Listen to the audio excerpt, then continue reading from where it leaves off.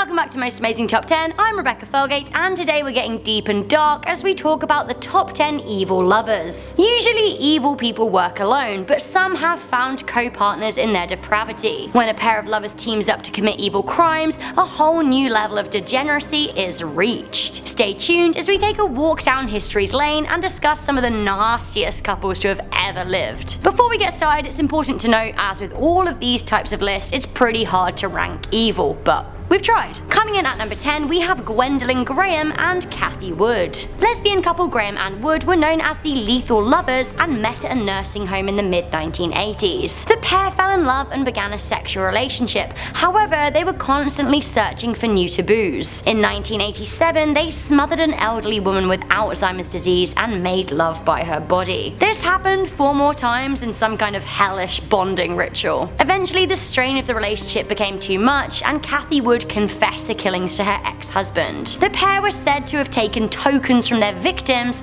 who ranged between ages 67 and 97. Ooh. Coming into number 9, we have Caril M. Bundy and Doug Clark. This pair were known as the Sunset Strip Killers because of the location of the killings in LA in the 1980s. Bundy and Clark met in a bar and began a love affair immediately. Clark had a depraved sexual appetite, and when prostitutes no longer satisfied him, he and Bundy lured in an 11-year-old girl to his apartment. When pedophilia became too boring for the pair, Clark turned to murder. Initially acting alone, he kidnapped, raped, and murdered 2 teenage girls. He later brought Bundy a decapitated head home from a 3rd victim, which she reportedly put makeup on, while Clark engaged in necrophilia with the corpse. So gross. Bundy then killed a man that she was interested in outside of her relationship, but eventually confessed to her crimes. Coming into number 8, we have Caril and Fugate and Charles Starkweather. This couple's relationship and killing spree has sparked many a movie, including the movies Badlands and Natural Born Killers. Starkweather met Fugate when she was 13 and he was 18, as he'd been dating her sister. The pair began a relationship when she was 14,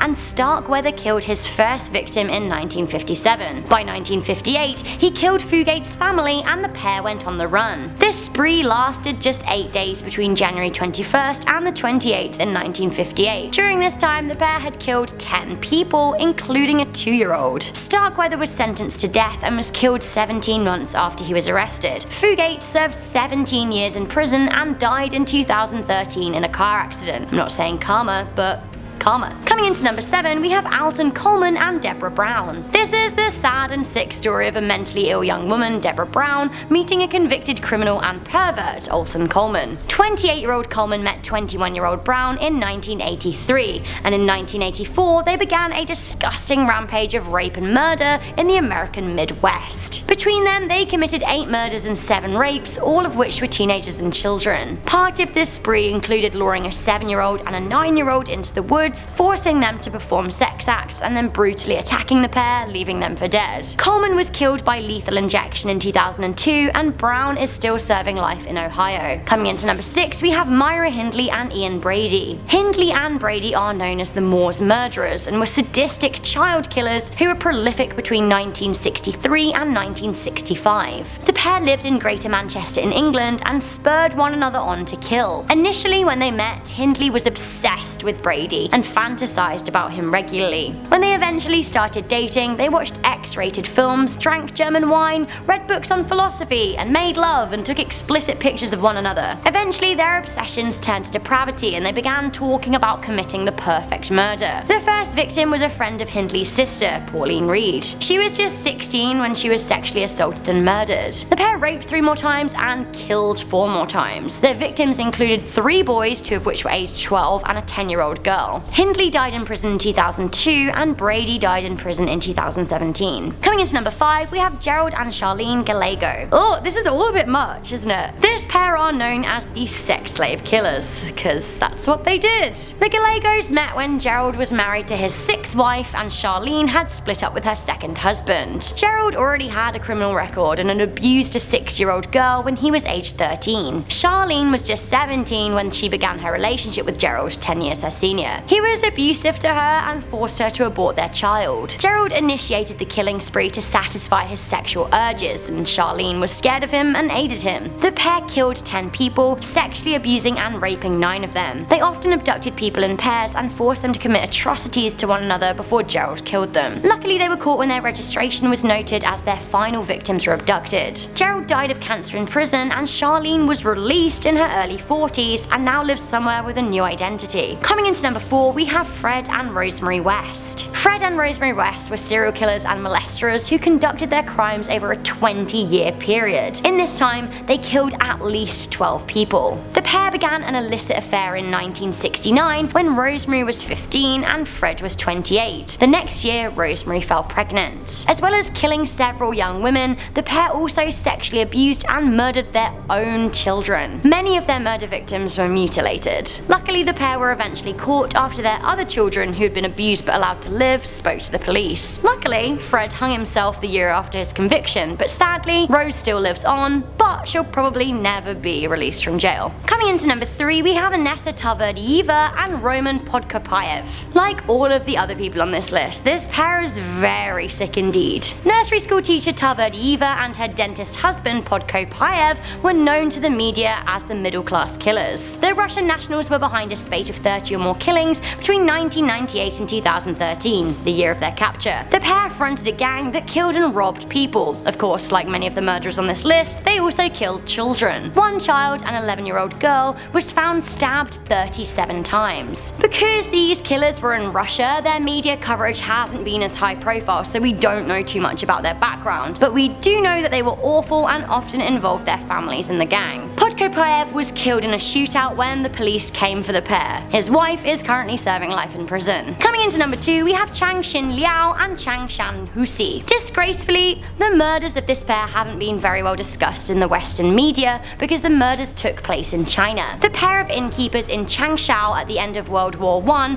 actually conducted a really long string of horrific murders. When a string of disappearances led back to their inn in 1945, police officers discovered that they'd killed 79 people at the inn. The pair confessed to killing a person a day. Like, what the actual hell? Finally, at number 1, we have a pair of Nazi status. We have Ilse and Karl Koch. Karl was head of the Buchenwald concentration camp, the site of over 30,000 deaths. Ilse was known as the Witch of Buchenwald and took it upon herself to conduct horrifying experiments on the prisoners of war at the camp. She took parts of their skin if they had tattoos, reportedly keeping them for herself as souvenirs. She even reportedly made a lampshade out of prisoner skin, which is very grim. She and her husband were involved in the murder of camp prisoners, and they actively embezzled money from the camp. Now this led to their fall from grace in Nazi opinion. Because of Karl's actions, he was killed by the SS. Ilse was later arrested for war crimes by US officials in 1945 and killed herself in prison in 1980. So guys, that was depressing. Also, a lesson to learn that it never seems to end well for evil couples. I guess the couple that murder together does not stay together.